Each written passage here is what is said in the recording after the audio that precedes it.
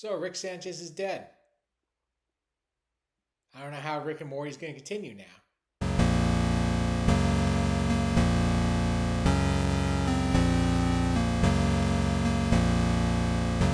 Okay, Rick Prime, Morty's real grandfather, has passed away. He was killed by Rick C-137. So yeah, I guess the name Rick and Morty will be continued for some time.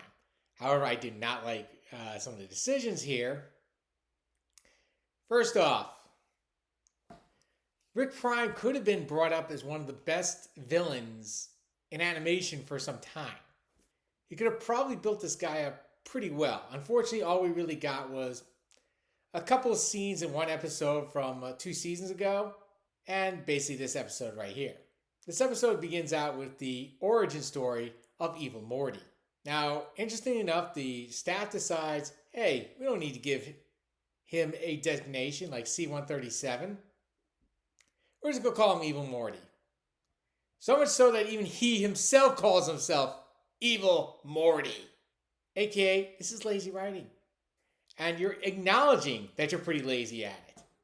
Don't forget, the name Evil Morty came from the internet. It didn't come from the actual staff itself. So I guess you guys are paying attention to the internet. So, hi! The writing this season has been very suspect, especially with the end of Justin Roiland's career at Cartoon Network. And we are now seeing a lot of the problems. Dan Hartman is basically a very self-destructive person. I mean, he basically ran his last 2 shows into the ground. So are we really surprised here? As I said, we start with Evil Morty. He's just being evil somewhere else in some universe not associated with our show, only for our 2 main characters to drag him right back in by messing up his universe. Evil Morty obviously comes to their universe, notices that Rick has now developed a machine that could track down all of the clones of Rick Prime until he's left with just Rick Prime. Evil Morty suggests an easier way of just simply doing a process elimination. Unfortunately, Rick Prime found a way around that. He developed a clone that has a goo that could suck them into yet another universe, a space shuttle that basically runs a saw apparatus. Only with the promise to meet Rick's former wife, Diane, who we later found out was wiped out of every single conceivable dimension, thanks to a device invented by Rick Prime. You get some really funny deaths here. Particularly the fact that the first Rick doesn't like cooperating with people and killed Indiana Jones Rick. Of course, Rick Sanchez, C-137, and Evil Morty dispatched this guy relatively quickly. Now, as I said, the voice acting this season hasn't exactly been on par. They've actually been seen more like an impression. But to be fair, Rick Sanchez's voice actor started to finally sound like an actual Rick Sanchez.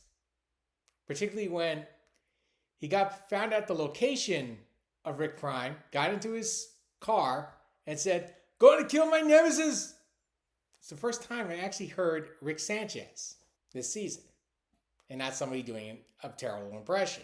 Evil Morty cuts in, bringing other Morty in. I don't know what dimension he's in.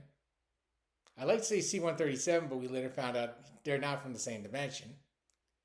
So we'll call him Morty Prime since he's, from the Prime dimension, I guess. I guess we meet Rick Prime. I can't really tell you if he really is, because, the guy's pretty good at making clones. Now, eventually, Evil Morty tricks Rick Prime into revealing himself. At that point, Evil Morty basically subdues him, brings him to a room, straps him up, deletes all his backups, finds out the weapon that can wipe people out in every dimension. Also, goodbye, Slow Morbius. We barely knew thee. Which he later destroys. Have him strapped down, revive Rick, who was brutally destroyed by Rick Prime. And C-137 proceeded to beat the living hell out of Rick Prime. I do like the fact, though, that Rick Prime flat out said that, "Look, I got you to live my own life, okay?" I let you go to the disaster that was my relationship with Beth. It's one of the few moments I really had a lot of fun with. And of course, Rick finally kills Rick Prime. This episode, once again, shows a lot of inconsistency. Could have been done much better. Was not. Now, we're halfway through the season, which once again brings to the fact that why would you kill your main villain halfway through the season? And with absolutely no build up to him. I mean, you could have done much better with it. I mean, if you kill him off maybe 2/3 of the way, I wouldn't have too much of a problem. But there was no build up to this. Just a couple of mentions from Unity. And that's really it.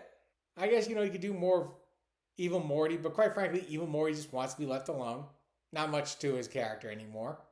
He already accomplished his goal. So we'll see where the writing leads from here.